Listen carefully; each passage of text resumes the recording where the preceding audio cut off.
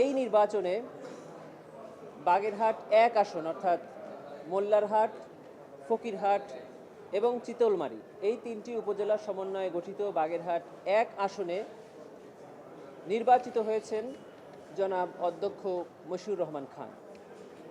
তিনি ইতোমধ্যেই সংসদ সদস্য হিসাবে শপথ গ্রহণ করেছেন। ওনার নামে বাগেরহাট ১ আসনে সংসদ সদস্য হিসাবে গেজেট প্রকাশিত হয়েছে। এর পরবর্তীতে আমরা বিভিন্ন গণমাধ্যমের সূত্রে জানতে পেরেছি যে এই আসনে পুনর্গণনার অর্থাৎ ভোটের পুনর্গণনার একটি আদেশ মহামান্য হাইকোর্ট দিয়েছে।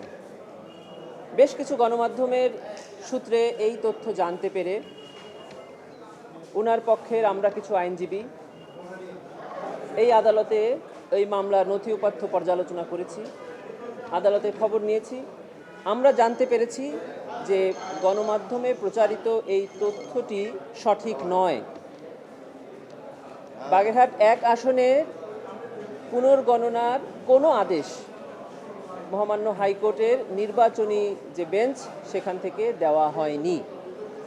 আমরা জানতে পেরেছি যে হ্যাঁ, পুনর্গণনার একটি আবেদন ওই আসনের একজন পরাজিত প্রার্থী আবেদন করেছিলেন। সেই আবেদনটি নির্বাচনী বেঞ্চ গ্রহণ করেছেন এবং আগামী ২১ মে ২০২৬ তারিখ এই মামলাটি শুনানির জন্য দিন ধার্য করেছে। এবং আপনারা জানেন যে ইতোমধ্যে এই নির্বাচনী বেঞ্চে যতগুলো আদেশ হয়েছে এই ধরনের আবেদনের প্রত্যেকটি সিমিলার অর্ডারই হয়েছে, অর্থাৎ প্রত্যেকটি আদেশেই বলা হয়েছে যে আবেদনটি গ্রহণ করা হলো এবং একটি তারিখ নির্ধারণ করা হয় যেখানে উভয় পক্ষকে শুনানি করা হবে এবং যিনি জয়লাভ করেছেন তার উপরে একটা নোটিশ জারি হয়েছে, যে নোটিশ তার কাছে পৌঁছবে এবং তিনি এসে এই শুনানিতে অংশগ্রহণ করতে পারবেন। ইন দি মিন টাইম যে ব্যালট ওখানে হয়েছে সেই ব্যালটগুলো প্রিজার্ভ থাকবে। গভর্নমেন্টকে এই ধরনের একটা ইনস্ট্রাকশন দিয়েছে। এই ধরনের আদেশ বেশিরভাগ মামলাতে বা সবগুলোতেই হয়েছে, যতগুলো উনি অ্যাডমিট করেছেন।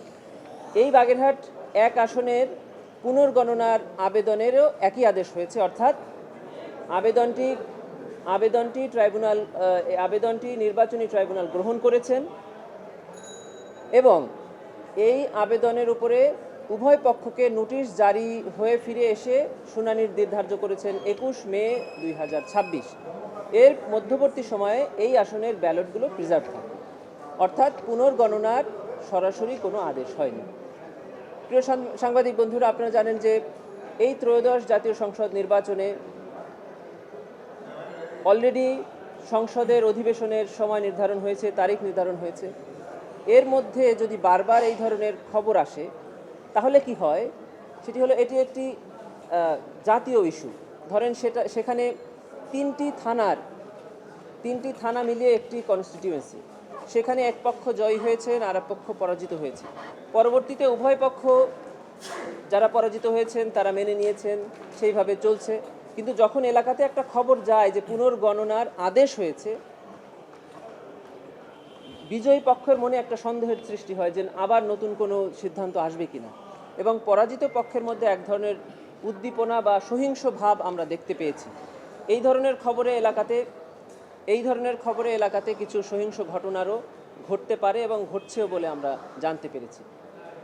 আমি বা আমাদের পক্ষ থেকে আপনাদের সকলের কাছে নিবেদন যে এই ধরনের সংবাদ সম্পূর্ণ নিশ্চিত হয়ে তারপরে আপনারা প্রচার করবেন, অথবা যে আইনজীবী এই মামলা শুনানি করেছেন অথবা যে আইনজীবীরা এই মামলার সাথে সম্পৃক্ত তারাও যখন গণমাধ্যমের কাছে এই ধরনের বক্তব্য পেশ করবেন পরিষ্কার সঠিক তথ্য পেশ করবেন, যেন মানুষ বিভ্রান্ত না হয়।